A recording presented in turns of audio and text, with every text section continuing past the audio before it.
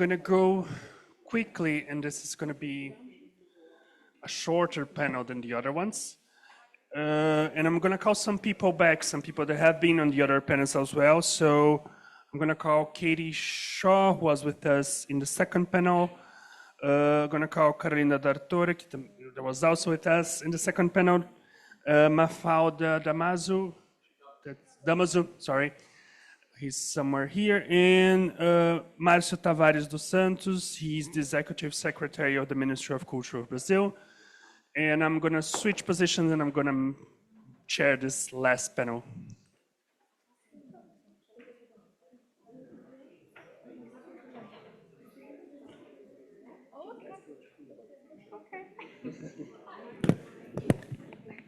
Does everyone have a microphone? No.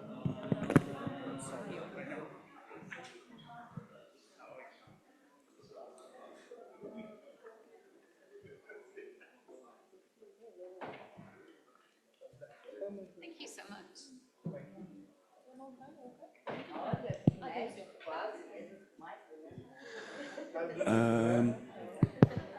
Eu vou, como a gente está numa mesa majoritariamente brasileira e portuguesa hablante, eu vou falar em português, então quem precisar eu vou dar um tempinho para colocar os fones. Mas o objetivo principal dessa nossa última mesa é falar um pouquinho sobre, não só sobre o presente, mas principalmente sobre o futuro e como essas pessoas que estão aqui com a gente enxergam o futuro da economia criativa, das indústrias criativas, se vocês preferirem, e também de tudo que a gente vem conversando desde ontem, da inteligência artificial, do meio ambiente, de como a gente consegue promover esse desenvolvimento e integrando tudo isso com educação também. Eu vou passar a primeira palavra para a Katie, que ela vai precisar sair um pouquinho antes, então, Katie, essa é a pergunta bem simples que eu te faço. Como você vê o futuro integrando todas essas coisas? So I think my perspective on this is that we need to be better at integrating skills provision, and that's working with the CCIs from inception. So I know a lot of people have talked about the importance of a clear pathway through from primary education all the way to post-compulsory for culture and creativity as being a right and not a nice to have, but an economic imperative, and one that's value isn't just pounds and pence, isn't just cash, but is also linked fundamentally to that concept of good growth that we talked about earlier. That the CCIs, I think as a sector, have a unique ability to show us that growth doesn't work unless it's growth for the few, the many, not the few. And the CCIs are uniquely placed, I think, to create a new model of how we do policy for inclusive cultural economy and inclusive growth. And I think if we focus on the nature of our industries, which is we naturally collaborate, people move across various, publishing, screen, TV, film, music, lots of us are freelance. If we take that naturally collaborative model of working and practice and skills, because collaboration is a skill, and we apply it to education, I think we can break some of those very small boxes in which we currently deliver education and encourage much more interdisciplinary, intersectional new portfolio, new courses, and also have industry help us design those interventions as well. Obrigado, Kate. Eu vou passar para o Márcio, então, para ele fazer responder também a mesma pergunta. Obrigado. Bom, boa tarde, gente. É um prazer estar aqui e compartilhar essa mesa com maioria feminina.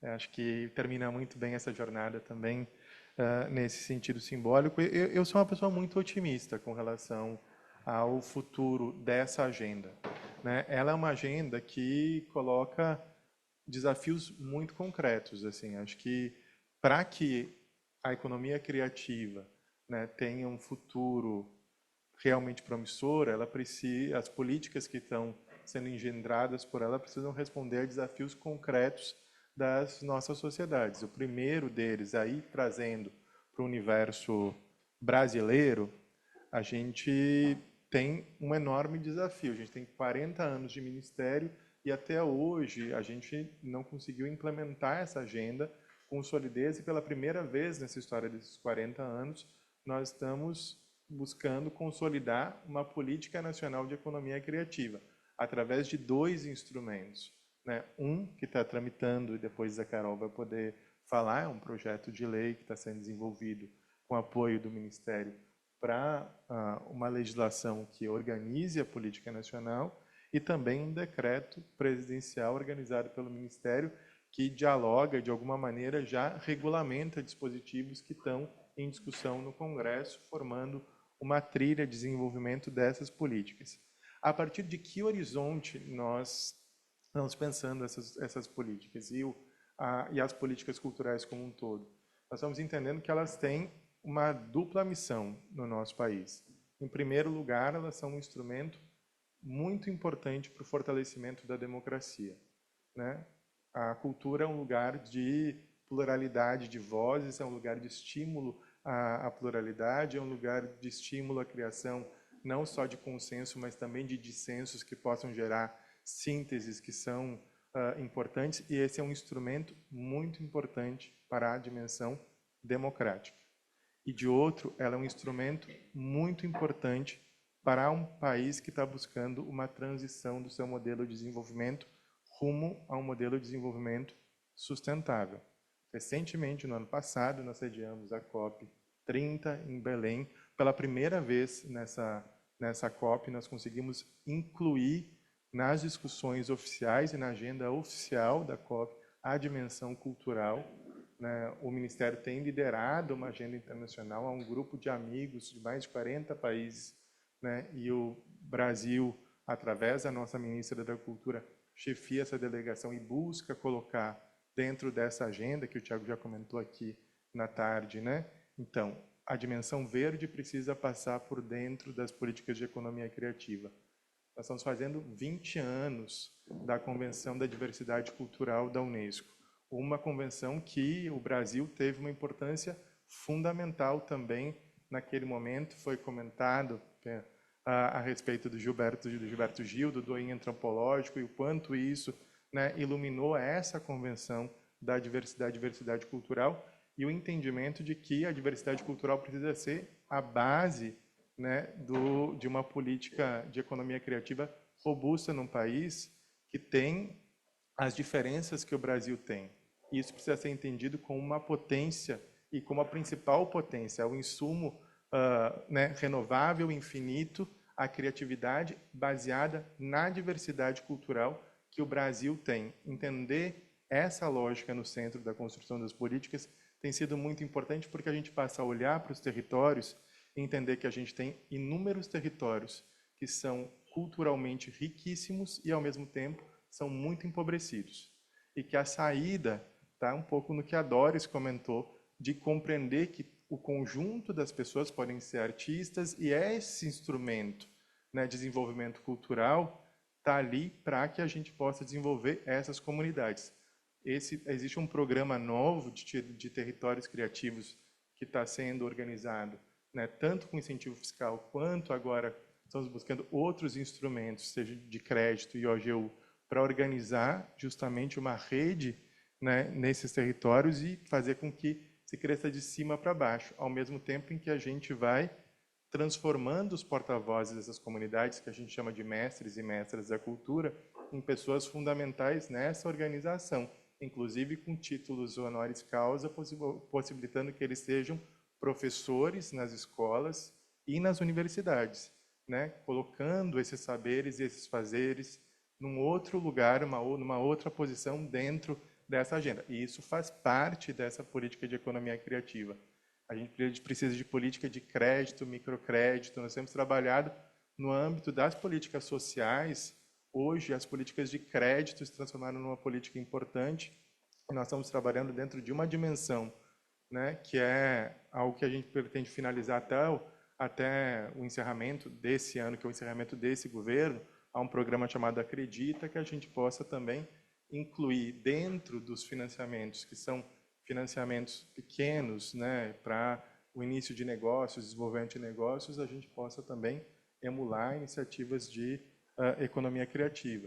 e que a gente supere, no caso do Brasil, o desafio da formação. Nós precisamos de formação técnica, tecnológica, de graduação para os profissionais que atuam na cultura. A grande maioria desses profissionais aprendeu a atuar fazendo. Então, a gente precisa certificar aqueles que já sabem e precisa garantir formação e formalização de ensino para que eles possam avançar e esses terrenos sejam um terreno de geração de emprego, renda, oportunidade e não reproduza as desigualdades que o país tem. Seja um instrumento para superar essas desigualdades.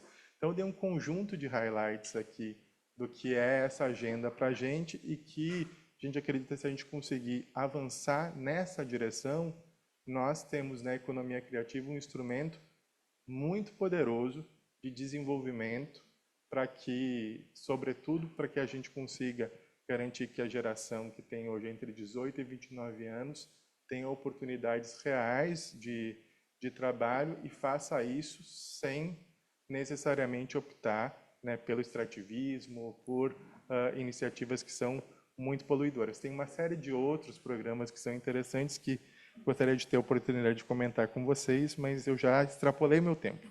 Então, eu vou compartilhar aqui com a mesa outros pontos. Obrigado, Márcio. Eu vou passar para a Mafalda e depois a gente finaliza com a Carol. Vou falar em inglês para ser mais rápida, desculpem. Okay. So it seems to me, based on what was just said, but also the conversation yesterday and the panels today, that there's a clear shift that is shared in the UK, in Brazil, and also in other contexts around looking at culture as a public good. And we see that in conversations around culture and education, culture and sustainable development, culture and well-being. And I'm also an optimist, and I think that this is where the conversation is going. And I think that this is also where the creative sector will be going increasingly. But this has consequences in terms of how we measure the sector, how we support it, how we evaluate it. And I want to just go back to the topic of these 2 days, growth, beyond growth, etc. So this might be obvious and all of you might know this, but I just want to articulate it explicitly. So in the United Kingdom, if you read about Tate Modern, or if you read about the British Museum, or if you read about the Victoria and Albert Museum, these are museums that have huge budgets, right? They are struggling to be able to make ends meet. They have huge deficits. And this is discussed quite often as an error of management, as if those teams are not managing the sector properly. There are many economists here in the room. You know that this is by design. The cultural sector cannot match productivity increases in the broader economy. And so that means that the cultural sector loses money. You cannot, if you play classical music, Beethoven or whatever, or rap, right? You can't just tell this rapper or a piano player, be more productive, and they just play faster and they're more productive. No, right? So by definition, the kind of productivity increase of the sector, there are some exceptions, yes, AI would be one of them, but will not match the economy and will lose money. Because other things become more expensive. Energy becomes more expensive, staff costs become more expensive, and the cultural sector produces more or less at the same time.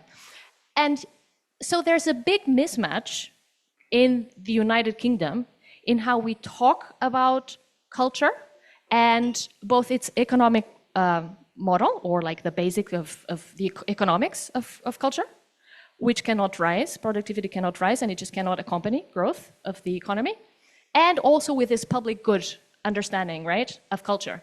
And so that means, I think, that the understanding of culture as, or its evaluation according to the new public management framework, which is something that during the Tony Blair years has emerged. So to look at culture the same way as we look at education and health as if it was the private sector, right?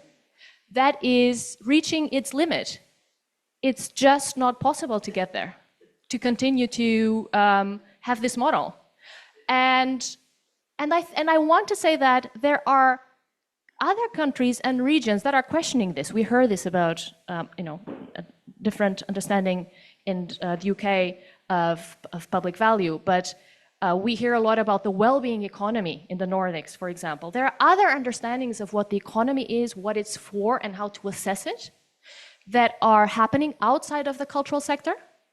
And I think that if we want to be serious about recognizing the real value of culture, we should, some of us, at least consider engaging with those discussions and not be afraid of that. In the cultural sector or in the cultural policy world, for the last maybe 10, 20 years has been very technical. I think it's a way of protecting itself from critique, right? So the cultural policymakers don't want to be confused with cultural studies people, right?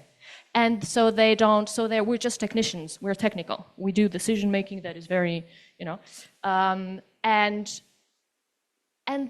that is a recipe for failure, I think. And so I think we should just be bolder.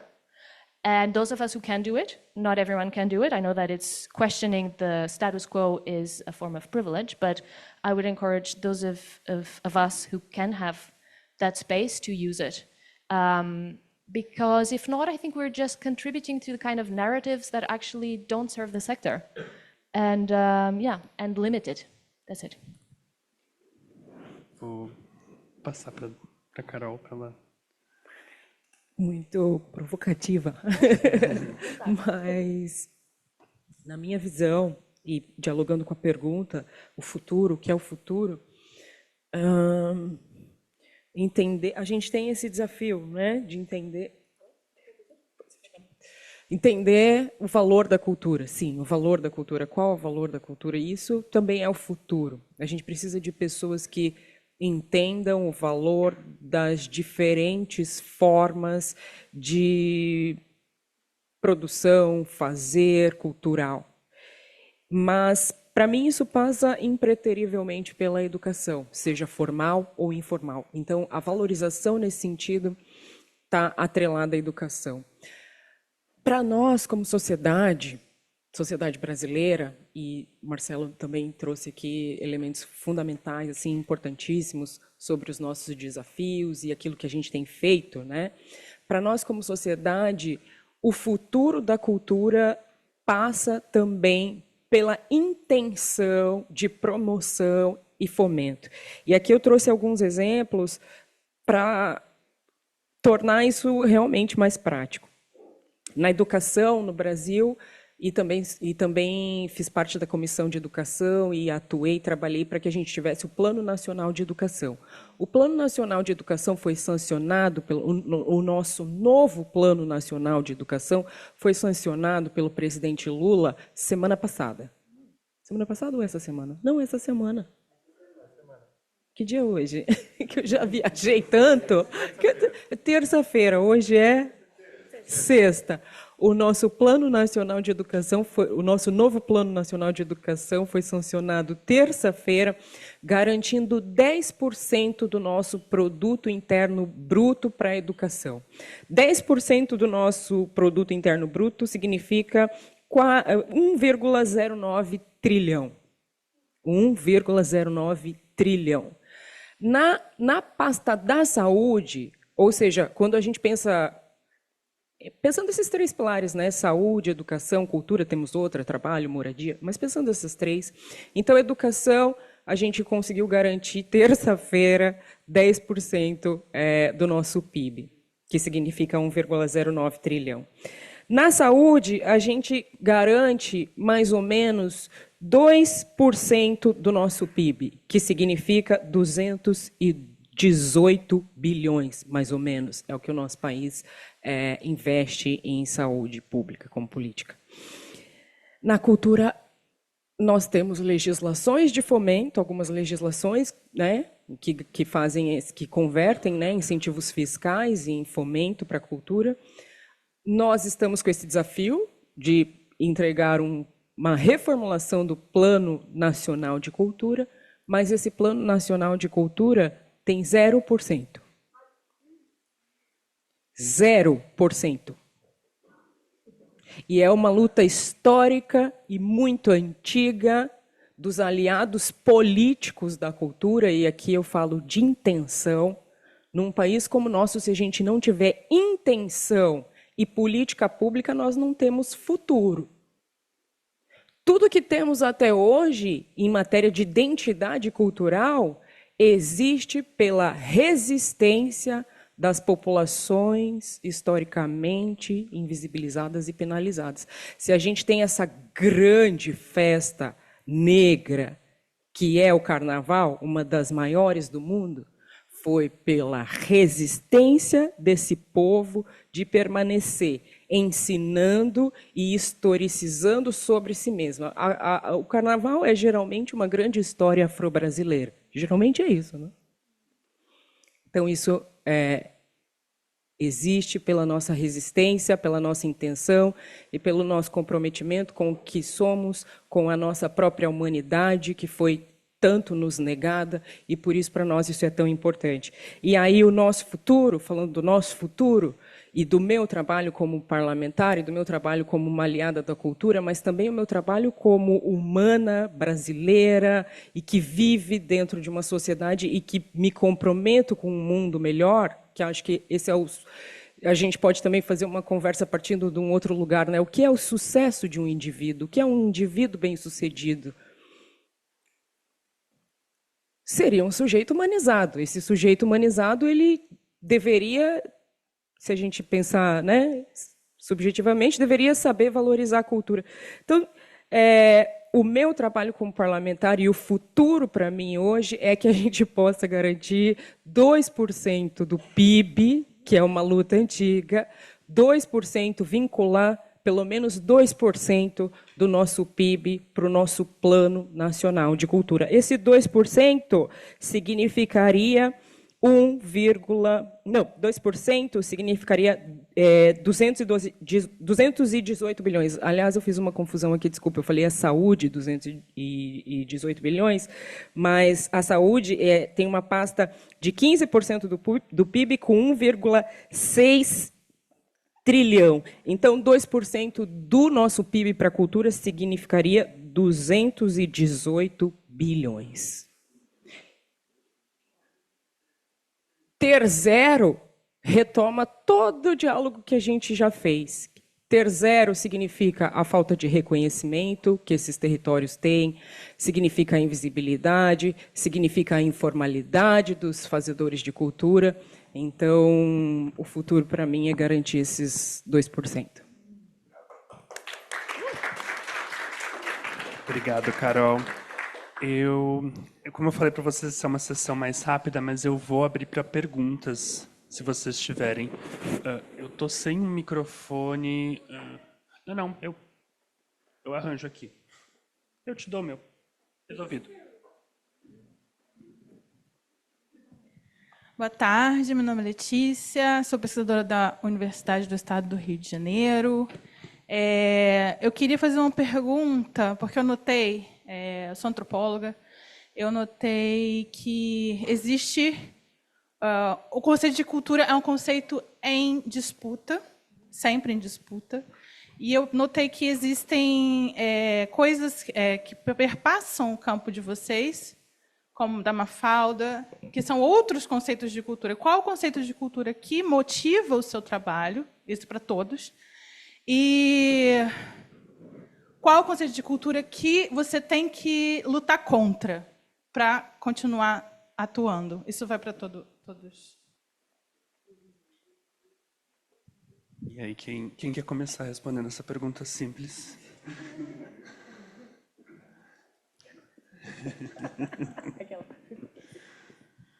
I can start. I mean, I can start. I will probably repeat some things, though. But so I believe in culture as that which connects us, but also divides us. I believe in culture as a space that allows us to have difficult conversations. So I mentioned that I do a lot of work on the European Union's global cultural action.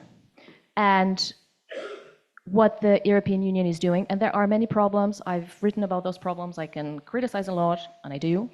Despite that, there is a focus on building bridges and understanding that the world is divided, that the European Union itself and its actors have contributed to that division, and to saying, if we want to move forward in a world where challenges are shared, like climate change, we need to trust each other. And how can we trust each other? We need to know each other. We need to meet. We need to talk. We need to co-create.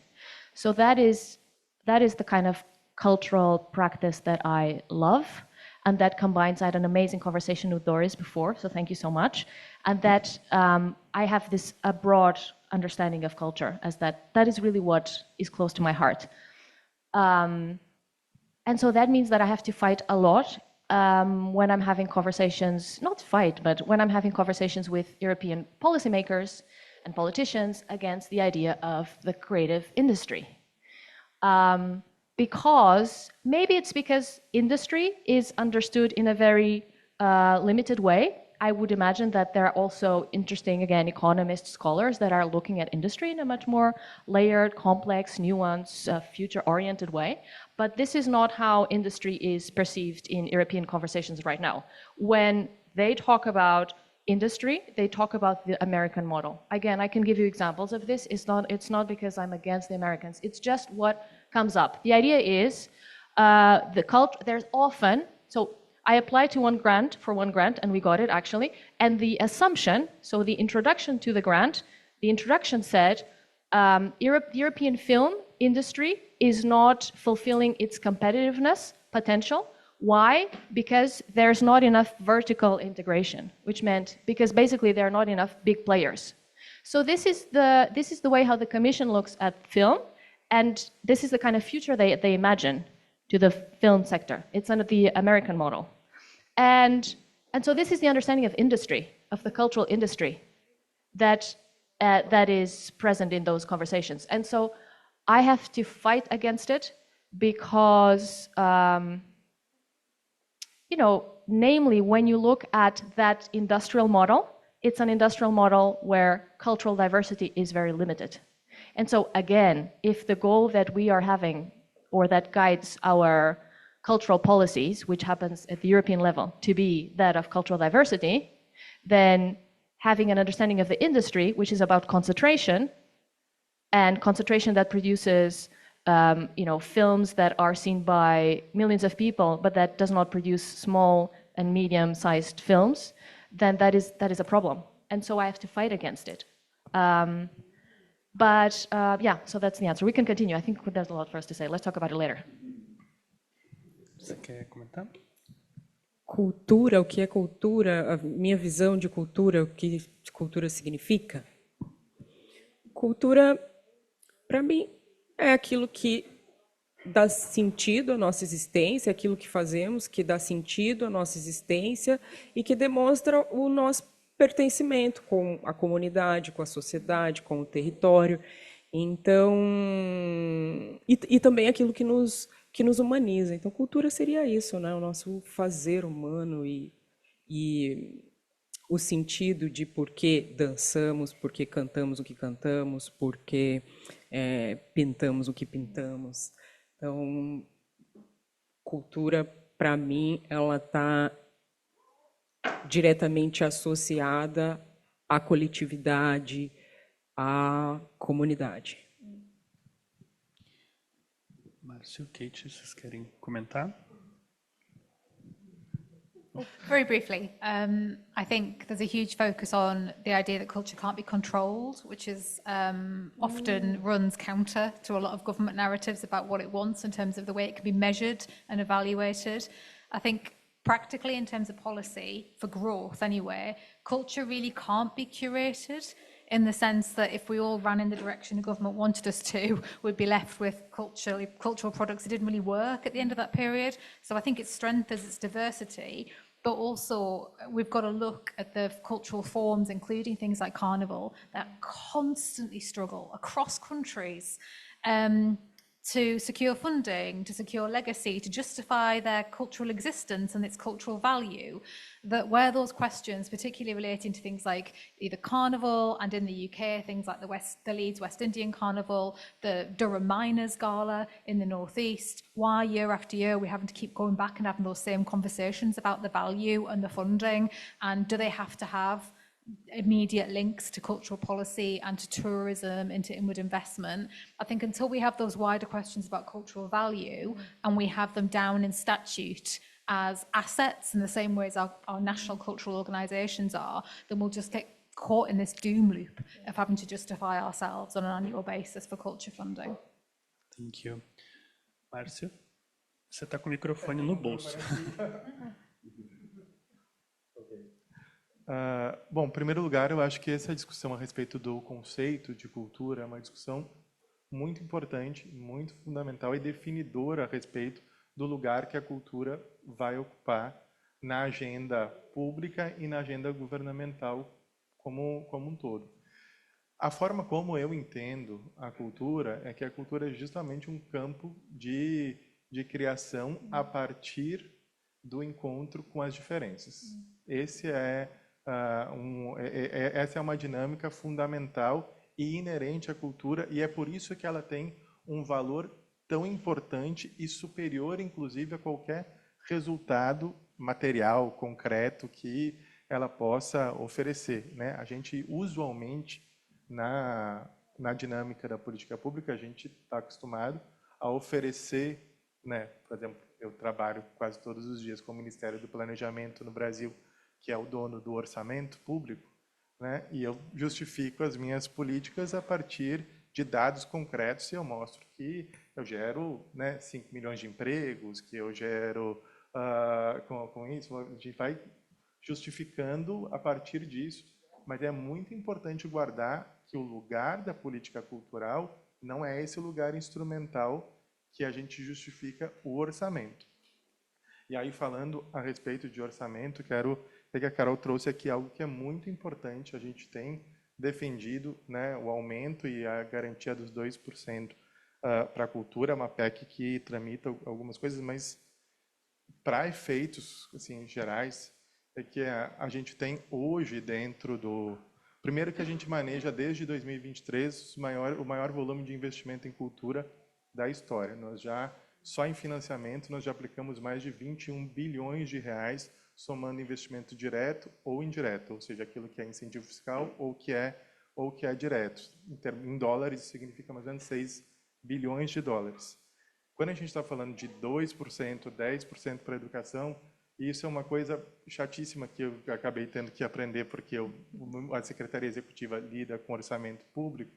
A gente desconta juros, amortizações da dívida, investimento, pagamentos de previdência, etc. Você tira tudo isso. Isso é um bolo do orçamento, que significa 80% do orçamento. Então, a gente está falando de 20% do orçamento real. Então, hoje, a educação investe mais ou menos 6,5% do PIB e tem 200 bilhões de orçamento. Até 2035, a gente está falando de um crescimento para cerca de 600 bilhões de reais, chegando em 10%. No caso da cultura, a gente está falando de 30 bi, com 2%, que é um orçamento muito importante, porque hoje a gente tem 2 orçamentos obrigatórios. A Lei Aldir Blanc, que garante 15 bilhões, ele é um orçamento obrigatório, igual da educação, da saúde, esse é o regime orçamentário desse recurso. A gente tem um outro recurso que vem através de um imposto, de uma contribuição, que é a Condecine, que são os recursos para o audiovisual, que recolhem 1 bilhão e 300, 1 bilhão e 400 por ano e financia a política do audiovisual. E nós temos um outro recurso que é contingenciado, que é o que garante os recursos do Fundo Nacional de Cultura, que são 3% da Loteria Federal, que é algo muito similar ao que o Reino Unido tem aqui na sua estruturação política e orçamentária.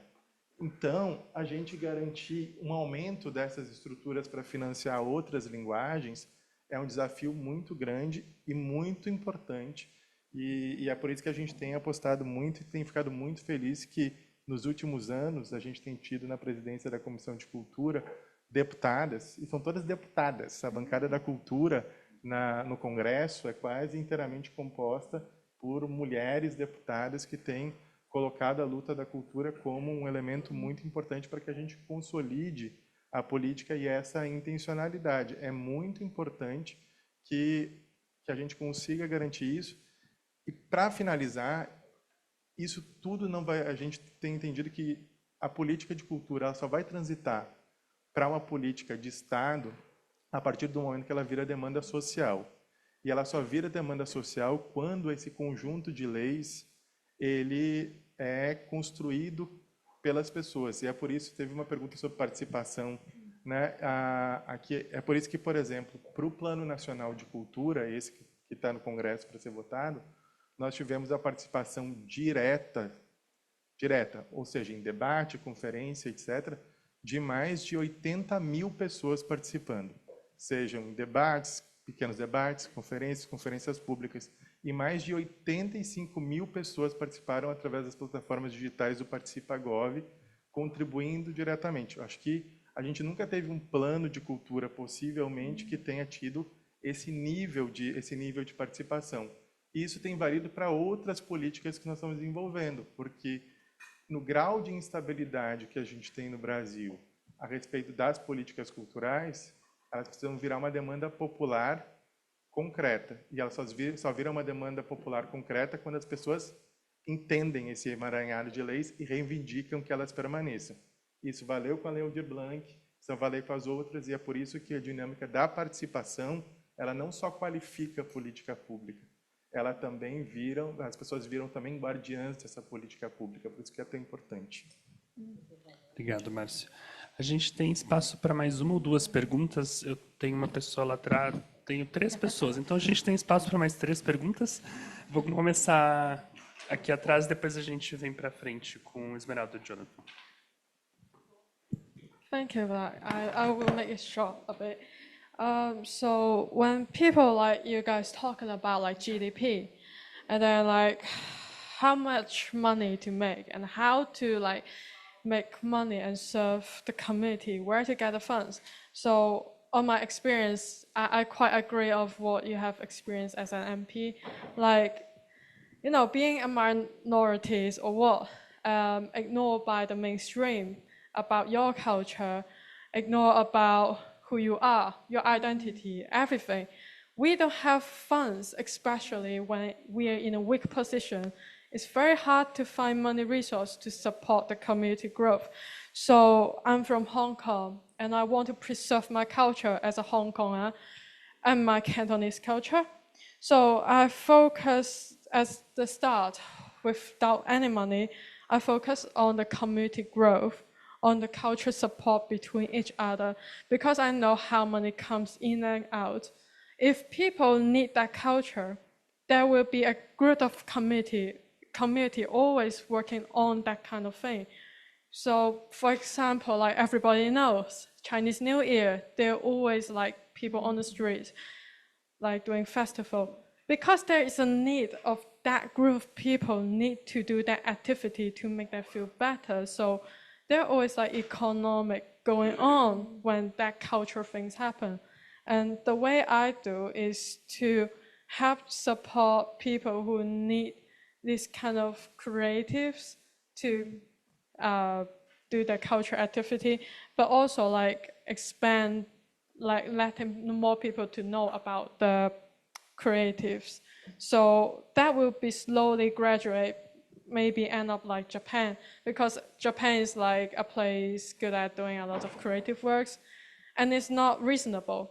We are not Japanese, but we love animation. We love manga, right? We shouldn't be resonate, but we resonate with the works. So I think it's more like how strong collaboration you can have with your community, bridge your culture, and you know, just translate to make everybody knows. And soon the economy will coming back to your community, and the community will start to grow. And that is how I'm growing, and now build a company to try to support my situation that I'm in. Yeah, that's it. Thank you. Yeah, I think we can do two and then move on to comments. A gente pode fazer... confuso de novo. Nós podemos fazer 2 perguntas e daí eles comentam. Okay.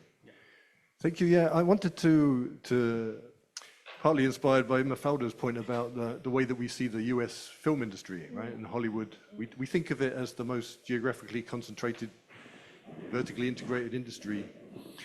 But I was reading recently from the point of view of Hollywood, right, that actually people there are getting worried because less than 20% of Hollywood movies are filmed in Hollywood. They're filmed in places like Budapest and Scotland and Tunisia and so on, right? So even there, it's disintegrating, and it's a very different global picture across the creative industries than we often think, I think. And I think related to Brazil, international mobility has always been important. I think we've spoken a lot about Gilberto Gil over these last 2 days, right? Gilberto Gil, when he came to London, when he was exiled with Caetano Veloso, this is where he learned about reggae, and he learned to play reggae, and he heard reggae, and he added that to his creative portfolio and brought that back to Brazil.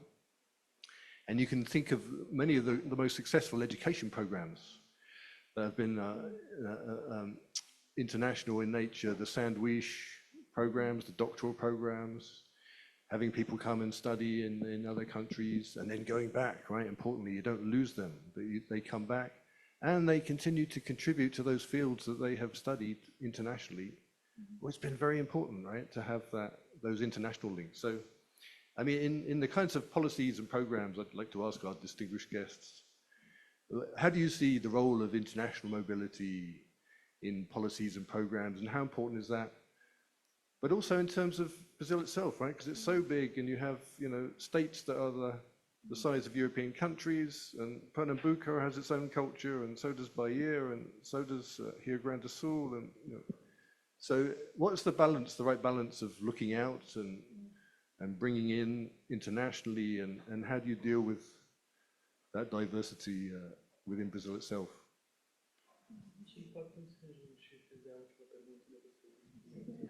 Let's do the final question and then they can comment. A gente vai fazer a última pergunta e ler os comentários gerais. Boa tarde, obrigada. Eu queria fazer 2 perguntas, uma direcionada a Mafalda e outra para o geral.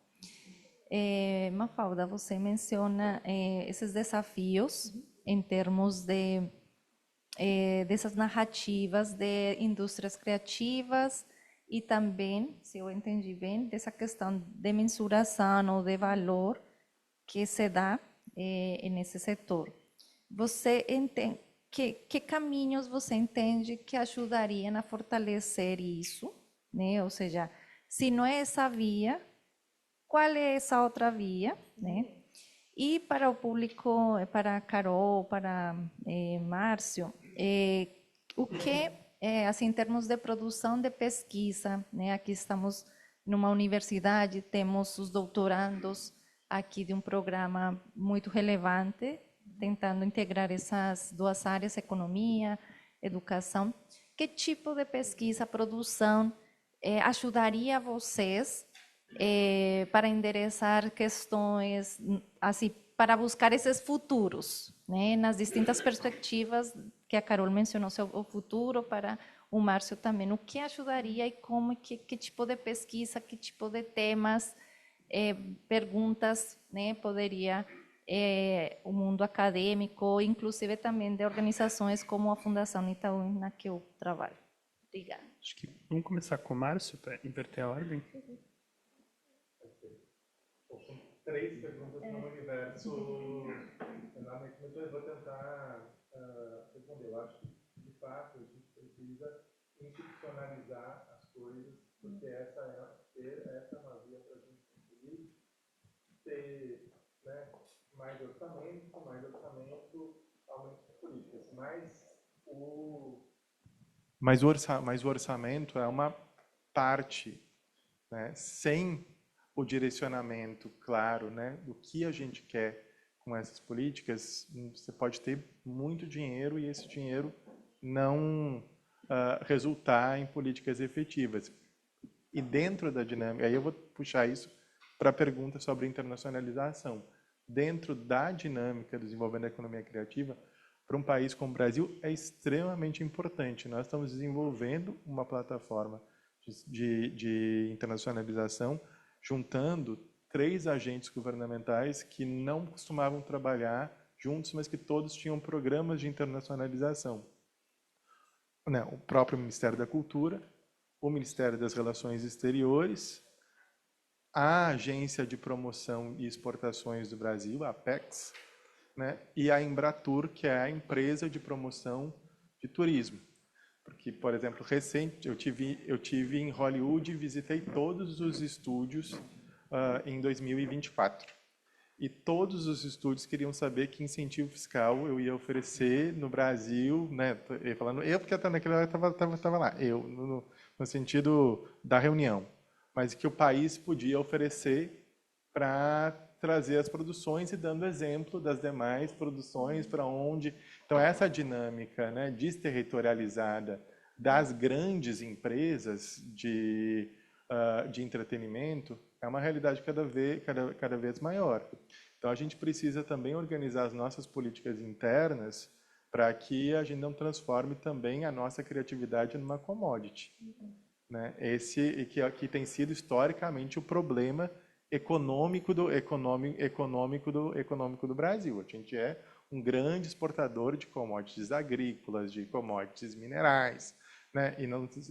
O que a gente não quer é transformar a criatividade numa commodity, ao mesmo tempo que a gente quer receber esses investimentos estrangeiros e garantir a participação em cada vez maior da nossa produção no exterior. Hoje a gente está ouvindo falar de Brasil Core, né? Que para a gente é algo muito interessante. É moda brasileira, é linguagem brasileira, é lifestyle brasileiro. Isso tudo tem um enorme potencial se for bem conduzido. Se não for, pode ser muito problemático. Então, a gente tem buscado, por exemplo, participar nos grandes fóruns internacionais, nas grandes feiras internacionais. Nós temos garantido recursos para a mobilidade artística e a participação dos nossos artistas, né, no exterior. Nós voltamos a ter um programa de bolsas também, de incentivo para que, né, o que você falava de doutorado, mestrado, né, e nós estamos agora começando um programa com o CNPq, que é quem oferece na área justamente de economia criativa, para que a gente tenha pesquisadores de doutorado pesquisando e avaliando as políticas que a gente está desenvolvendo e fazendo outras perguntas para elas, que não são só as perguntas dos indicadores concretos do Sistema Nacional de Informações que nós estamos desenvolvendo. Isso vale, por exemplo, para as perguntas que nós estamos fazendo para a educação e vale também para o entendimento do impacto da cultura popular ou do impacto do carnaval, que é outra pesquisa que nós estamos desenvolvendo junto com a Mariana Mazzucato, que está trabalhando lá, o impacto e a importância da sustentabilidade, perguntas que eu acho que tem que ser feitas a respeito da sustentabilidade, até que ponto a economia criativa, de fato, pode ser considerada uma economia verde, com baixa pegada, né? ou de que forma ela pode se converter. Todas essas respostas estão muito na academia, estão muito no pensamento que pode ser trazido para a política pública através da pesquisa e de pesquisas que não são só quantitativas, são também qualitativas, são teóricas, são reflexivas e que ajudam a reconstituir o panorama da política pública. Acho que foi vasto em tudo, mas acho que é um pouco por aí que a gente tem pensado. E com relação à internacionalização e a diferença de países, particularmente, a gente tem trabalhado muito e buscado atuar cada vez mais. O Brasil é um país que olhou sempre muito para a Europa e para os Estados Unidos, e pouco para a sua própria região. Né? Nós somos um país ibero-americano, mas nós somos o único país que fala português dentro, né? Somos muito grandes falando português e todos os nossos irmãos falam espanhol na volta. Mas nós temos investido muito no programa Iber. Hoje nós participamos e lideramos, existe um programa de vice-ministros da cultura. Eu estou na presidência desse programa há 2 anos, um programa de indústrias criativas e culturais. E alguns temas que são fundamentais nessa agenda, nós não conseguimos discutir sozinho. Um deles, Estatuto da Pessoa Artista e do Trabalhador da Cultura. Esses são temas que ultrapassam as fronteiras e precisam de um debate que ultrapassem a nossa dinâmica, porque a dinâmica do trabalho da cultura ela é específica, exige proteções específicas e pensamentos, e nós estamos lançando um trabalho sobre isso. E também um outro tema para finalizar, que é o tema do digital. Enfrentar questões, por exemplo, de direitos autorais e proteção de direitos autorais no ambiente digital, a proteção, né, da criatividade dos artistas e da produção desses artistas, exige que a gente se posicione em fóruns internacionais em conjunto, em posições que são organizadas, seja nos fóruns ibero-americanos, no G20, etc. Isso tem sido muito importante justamente para lidar com essas grandes plataformas, com essas grandes empresas. Nós precisamos ter a capacidade dessa soma de forças de países grandes e pequenos mobilizando na mesma agenda. Por exemplo, nós e a Coreia do Sul trabalhamos muito próximos à OMP em termos de proteção de direitos autorais, intelectuais, proteção das pessoas artistas. Então, são diversas agendas que a internacionalização é fundamental para o desenvolvimento da economia criativa. Posso continuar? I will. So your question on film is great, but I need to think about it. So we might chat about it over like the break, if that's okay. So I'll answer your question and then connect it to the question of this, I think, student who left. But maybe you can then link it, tell her what my answer was or not. So first, I want to say something that I forgot to mention before. Industry, as I see it, it's a problematic term because of the way how we perceive industry. Because if industry is rethought as something that is sustainable, something that is green, something that is also for the public good, that is diverse in terms of multiple actors, then we stop having the problem of, I think, understanding the creative industries as a term. So my issue is with the understanding of industry as it circulates today. If that is expanded, and that is also the role of politicians and policy makers and leaders, then I think the problem more or less disappears to a certain extent. So I don't think though, and this is to answer the question on measurement, I'm not saying that one should not measure it, that one should not measure the impact of the sector in economic terms, for example. I understand that decisions regarding Carnaval, decisions regarding heritage, which heritage to protect, how to support museums, how to support cultural education are made today with the budget constraints and mindset of today, okay? So for example, in the United Kingdom, the budget, o orçamento, is understood, or how to say, public value is assessed based on its five-year impact. So if you are saying that you want to develop cultural projects or initiatives whose benefit is going to be seen in 10, 15, 20 years, you struggle to get the ministry to support it. Similarly, cultural value, and there are people here who can talk about this in more detail than me, is assessed based on users. So, for example, the value of going to a museum has to be justified to the, the chancellor, to the treasury, to the ministério, based on those who actually go to the museum. So this, and this is extremely limited, but this is the kind of conversation that has to be developed if we are going to make arguments today about the kind of funding that we want and think that the sector requires in the next few years. So you do need to use that language and to, yes, talk about GDP and talk about use value, because those are the frameworks that exist. At the same time, I think that we should be experimenting, be playful, right? Also in our sector, also in cultural policy, also in when we have space to do that. For example, I'll give you an example. The question of that lady on how difficult it is to access funding. I mean, I think that we should play a lot more experiment with universal basic income, as was experimented in Ireland. Now, I have some problems with it as an academic. I think that universal basic income é como se diz, o rendimento básico universal, não é? Assim? Universal. I do think that there are some problems with it, because if you only give it to artists, there's a hierarchy there with which I sit uncomfortably, for example. Also, I have an economist friend who is a Marxist, and he's really against it because he says that actually inflation is going to go up and it's worse actually for those who are, struggling to make ends meet.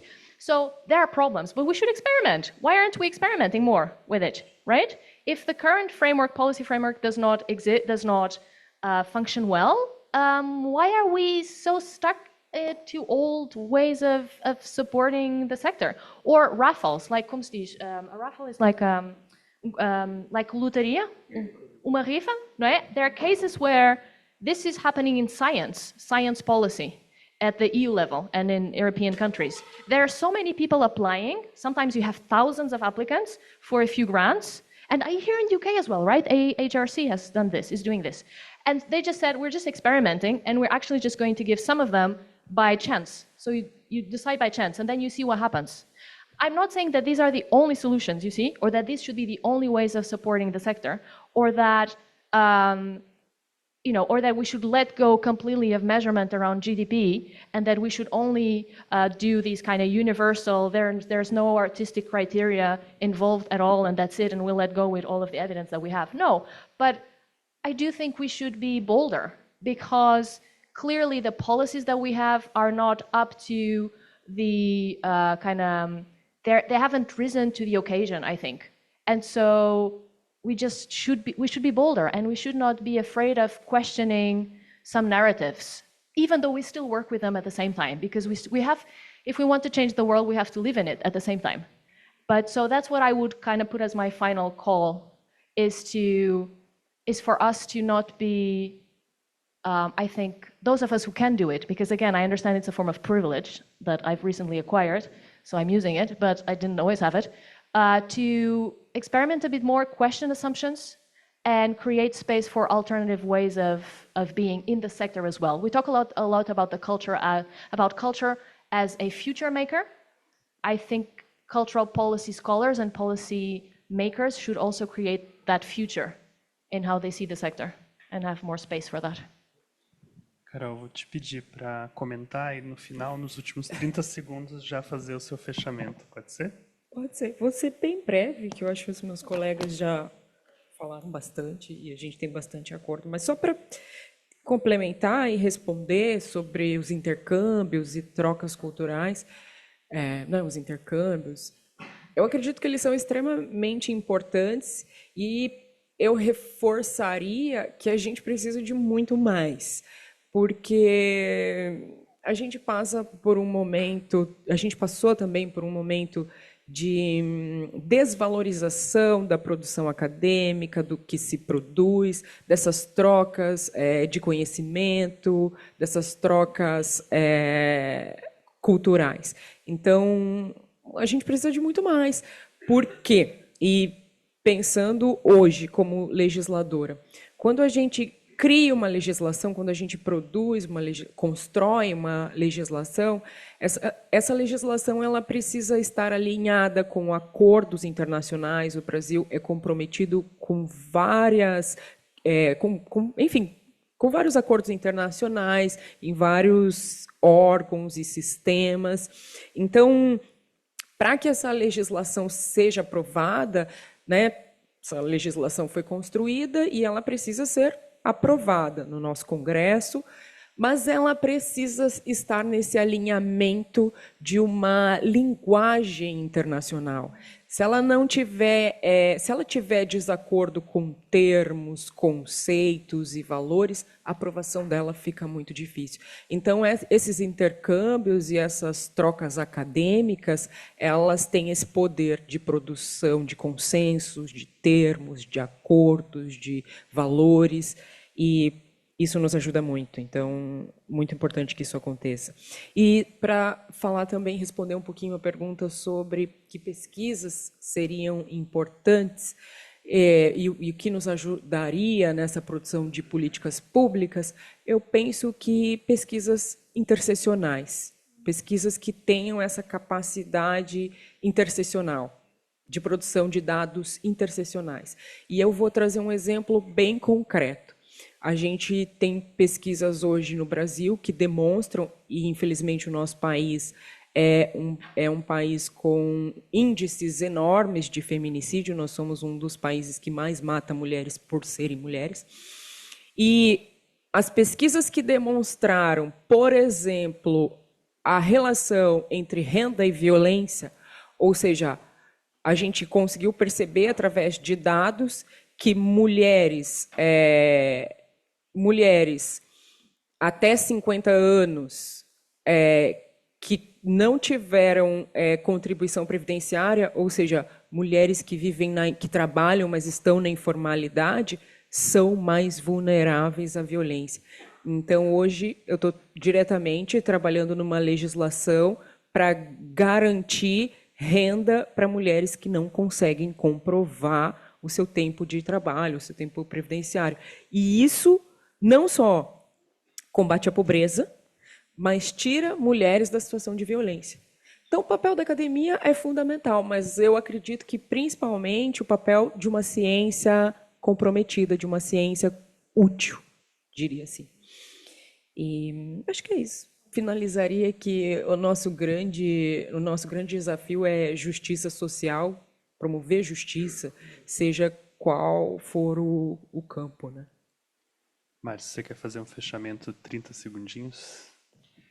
Só agradecer, acho que é extremamente importante esses debates, essa troca de ideia que coloca diferentes agentes que constroem as políticas públicas, é onde a gente tem um espaço para sair um pouco do cotidiano e to be a little bit bolder.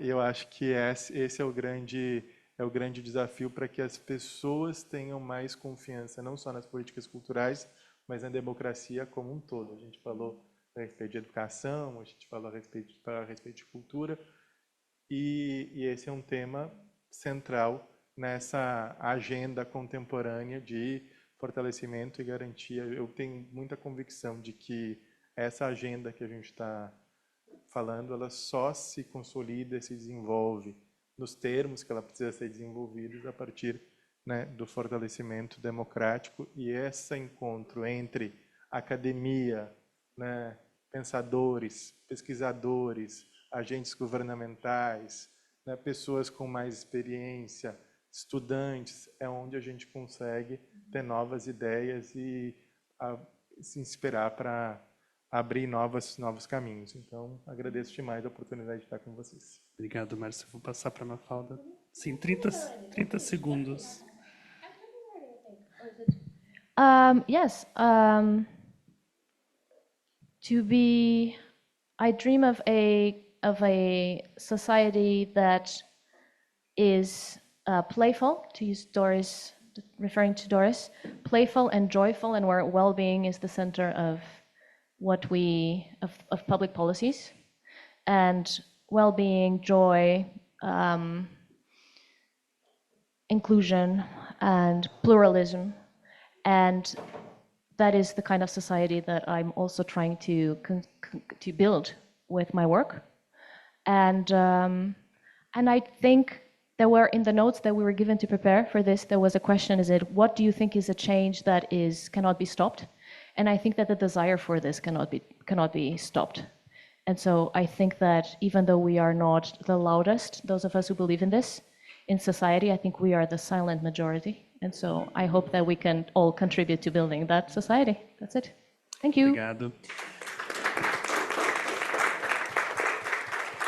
Bom, gente, eu queria agradecer a todo mundo, agradecer os painelistas desse último painel, dizer que ontem mesmo, antes de começar o evento, eu estava conversando com o Leandro, porque eu sou uma pessoa muito cética e eu sempre tenho minhas dúvidas sobre vale a pena fazer esse tipo de evento, vale a pena a gente se mobilizar, a gente atravessar um oceano, vir para outro país, trazer um monte de gente com a gente. E ouvindo alguns relatos hoje, também ontem, eu acredito que vale, mesmo por pequenas coisas, como o Pedro que falou que começou a repensar coisas da própria pesquisa, como relatos do Márcio, que disse quão importante é esse momento para parar a rotina e pensar um pouco também fora da caixa na política pública. Eu acho que valeu a pena, então eu queria agradecer a todo mundo que participou ontem, todo mundo que participou hoje, e vou passar a palavra para o Leandro fazer um fechamento. Muito obrigado, gente. Eu vou falar em português. Fiquem. Eu vou falar em português nesse final. Falei excessivamente em inglês. Eu queria, basicamente, depois de tantas falas inspiradoras, de tanta coisa interessante, e sabendo que o Gustavo achou que valeu a pena, então, acho que realmente valeu a pena. Eu queria agradecer mesmo a presença de todos nesses quase 3 dias aqui em Manchester. E espero, Paul, realmente que esse momento talvez tenha sido algo parecido enquanto você trouxe Boal para a University of Manchester. E acho que a ideia sempre foi que esse momento, e é o que aconteceu, é um momento de início de um programa de pesquisa, é muito mais que um projeto.